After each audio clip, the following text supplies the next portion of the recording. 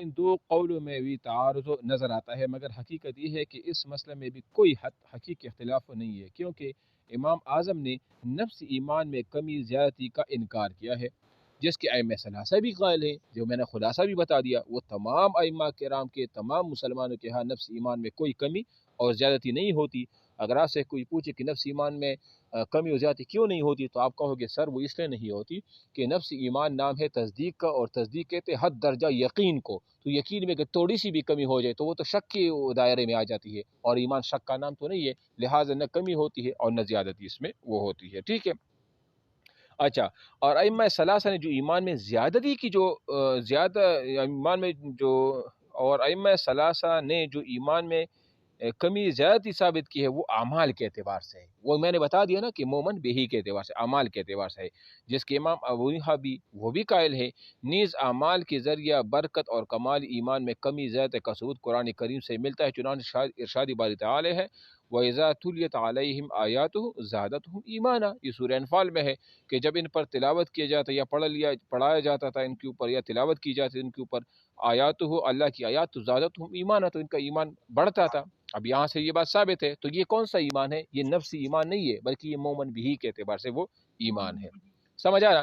یا اس کی مثال میں آپ کو ایسے سمجھا دوں کہ میں آپ کو کہہ دوں کہ مثال کے طور پر کچھ 5-6 چیزیں میں آپ کو اس کے بارے میں ڈیٹیل سے بتا دوں کہ یہ چیز ایسی ہے، یہ ایسی ہے، یہ ایسی ہے، یہ ایسا کام کرتا ہے، تو آپ سب لوگوں کو پتہ چل گیا کہ نہیں کہ یہ 5 چیزیں ایسے ایسے کام کرتا ہے۔ مطلب کیا ہے کہ اب ان 5 چیزوں پر آپ کا ایمان، جس طرح میں اس کی ایک مثال لیتا ہوں، ایمان ہے، یا اس 5 چیزوں کے بارے میں آپ کو معلومات حاصل ہے، لیکن جب مزید کی 5 چیزوں کے بارے میں آپ کو اور پتہ چل جاتا ہے تو آپ کا جو معلومات کا دائرہ ہے نا وہ وسیع ہو جاتا ہے۔ تو اس اعتبار سے، معلومات کے اعتبار سے یا ایمان کے اعتبار سے تو دائرہ وسیع تو ہوتا ہے، لیکن نفس ایمان جو ہے نا اس میں کمی اور بیشی وہ نہیں آتی، ورنہ پھر تو بندہ کفر میں چلا جائے گا۔ سمجھ آیا نا؟ تو جہاں تک تطبیق یہ ہوا کہ جہاں تک امام ابو حنیفہ نے بات کی ہے نا، امام ابو حنیفہ نے کہ ایمان نہ گھٹتا ہے اور نہ بڑھتا ہے، وہ نفسی ایمان کے اعتبار سے ہے، اور جہاں تک ائمہ ثلاثہ نے بات کی ہے کہ ایمان بڑھتا بھی ہے اور گھٹتا بھی ہے، تو وہ دوسرے اعتبار سے ہے، مومن بھی کے اعتبار سے ہے۔ اب سمجھ آ گیا؟ اچھا جی، یہ ہو گیا ایمان اور اسلام کے درمیان نسبت۔ یہ بہت ہی امپورٹنٹ بیس ہے نا، اس میں چند باتیں ہیں بہت ہی امپورٹنٹ ہے۔ وہ کیا ہے کہ ایمان اور اسلام کی نزدیک نسبت کیا ہے؟ یہ اس دن وہ اگر یاد ہے وہ جو گروپ چھوڑ کے چلی گئی ہے نا، اس نے سوال بھی کیا تھا کہ سر آپ مجھے بتائیں کہ ایمان اور اسلام میں نسبت کیا ہے، اگر آپ لوگوں کو پتہ ہو۔ تو اس میں یہ ہے نا کہ اس کا مطلب یہ کہ کیا اسلام اور ایمان یہ ایک چیز ہے، یا اسلام اور ایمان یہ دونوں الگ الگ چیزیں؟ مثال کے طور پر ایک ہوتا ہے مومن اور ایک ہوتا ہے مسلم، ایک ہوتا ہے مومن یعنی مومن اور دوسرا ہوتا ہے مسلمان۔ بعض لوگوں نے تو یہ ویسے ایک عوامی تفسیر اس کی ہے نا، جس طرح عام لوگوں میں مشہور ہے کہ مومن وہ ہوتا ہے جو خدا کی مانتا ہو، اور مسلم وہ ہوتا ہے جو خدا کو مانتا ہو۔ اب ان دو چیزوں میں بہت بڑا فرق ہے نا، خدا کو ماننا اور خدا کی ماننا، اس میں زمین و آسمان کا جو ہے نا وہ فرض ہے۔ اب خدا کی ماننا مطلب تمام فرائض واجبات کو ادا کرنا ہے، اور خدا کو ماننا مطلب جس طرح کوئی نماز میں وہ ہوتا تو مسلمان ہے لیکن نہ نماز پڑھتا ہے، نہ روزہ رکھتا ہے، نہ گناہ کے کام چھوڑتا ہے، تو وہ خدا کو تو مانتا ہے لیکن خدا کی نہیں مانتا۔ یہ تو ایک عام سی تعریف میں نے کی۔ لیکن اس مسئلے میں 4 اقوال ہیں۔ کتنے اقوال ہیں؟ 4 اقوال ہیں۔ ائمہ ثلاثہ اور جمہور محدثین، یہ جمہور کا لفظ جو ہے نا، یہ ایک اور بات آپ کو بتاؤں، اکثر آپ نے سنا ہوگا کہ جمہور فقہا کی نزدیک، جمہور محدثین کی نزدیک، نام سنا ہے نا آپ نے اس طرح۔ تو یہ جمہور کیا ہوتے ہیں؟ یہ دیکھو، جمہور اگر فقہا میں ذکر کیا جائے نا تو جمہور فقہا کا مطلب ہے، تو اس کا مطلب جمہور جمہوریت سے نکلا ہے، اکثریت کو کہا جاتا ہے۔ کس کو کہا جاتا ہے؟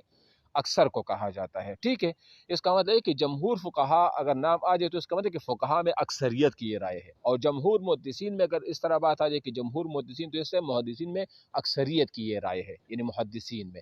تو یہ جمہور محدثین اور احناف اور وغیرہ وغیرہ، یہ جو بات آ جاتی ہے نا اس طرح، تو آپ کے ذہن میں یہ ہو کہ جمہور سے مراد یہاں پر کیا ہے، ٹھیک ہے نا۔ تو یہاں پر کہتے ہیں کہ ائمہ ثلاثہ یعنی ابو حنیفہ اور یہ باقی جو ائمہ ثلاثہ ہیں، اور جمہور محدثین اور خوارج اور معتزلہ کے نزدیک ایمان اور اسلام کے درمیان تساوی اور ترادف کی نسبت ہے۔ تساوی اور ترادف کسے کہتے ہیں؟ یعنی ان میں سے ہر ایک دوسرے پر صادق آتا ہو، یعنی یہ دونوں برابر ہے، یہ دونوں سیم ٹو سیم ہے۔ کیا مطلب؟ جیسے میں کہہ دوں ہر انسان ناطق ہے اور ہر ناطق انسان بھی ہے۔ سمجھا کہ نہیں آیا؟ یعنی ہر اسلام ایمان ہے اور ہر ایمان کیا ہے؟ وہ اسلام ہے، اس میں کوئی فرق نہیں۔ یہ جمہور محدثین کا قول ہے، ٹھیک ہے۔ اور اس کی دلیل کیا ہے؟ اس کی دلیل بہت ہی زبردست قرآن کی آیت پیش کرتے ہیں کہ وہ دلیل یہ ہے کہ آیت کریمہ ہے فَأَخْرَجْنَا مَنْ كَانَ فِيهَا مِنَ الْمُؤْمِنِينَ فَمَا وَجَدْنَا فِيهَا غَيْرَ بَيْتٍ مِنَ الْمُسْلِمِينَ۔ یہ سورہ الذاریات کی آیت ہے۔ وہ جب اس میں یہ ہے کہ جب لوط علیہ السلام کی بستی میں صرف آپ علیہ السلام کا گھرانہ دیندار تھا اور اس پر ایمان اور اسلام دونوں کا اطلاق کیا گیا ہے۔ کیا مطلب؟ دیکھو پہلی آیت کو دیکھو، فَأَخْرَجْنَا من کان فیہا من المؤمنین، ہم نے نکالا من کانا، وہ جو اس بستی میں تھے، فیہا من المؤمنین، یہ جب عذاب آ رہا تھا نا تو جو لوط علیہ السلام کا جو قوم تھا، جو مسلمان مومن تھے، اللہ تعالیٰ نے ان کو کیا کر دیا؟ نکال دیا۔ اے فیہا من المؤمنین، مومنین کا لفظ آیا ہے، تو آگے فرماتے فما وجدنا فیہا غیر بیت من المسلمین، تو ہم نے نہیں پایا فیہا ان میں سے غیر بیت من المسلمین، مسلمان لوگوں میں سے علاوہ ہم نے کسی اور کو وہاں نہیں پایا، مطلب کہ سارے کے سارے مسلمان نکل گئے تھے۔ اب دیکھو پہلے مومنین کا لفظ اور دوسری جگہ مسلمین کا لفظ، اور یہاں یہ دونوں ایک معنی میں استعمال ہے، تو اس کا مطلب یہ ہوا کہ ہر مسلم مومن ہوتا ہے اور ہر مومن مسلم ہوتا ہے، یعنی ان دونوں میں کوئی فرق نہیں ہے۔ بات آ رہی ہے سمجھ میں نا؟ اچھا جی، نمبر دو جو یہ کہتے ہیں نا کہ مومن الگ ہے اور مسلمان الگ ہے، یا ایمان الگ چیز ہے اور اسلام الگ چیز ہے، ان کے ہاں یہ دلیل ہے۔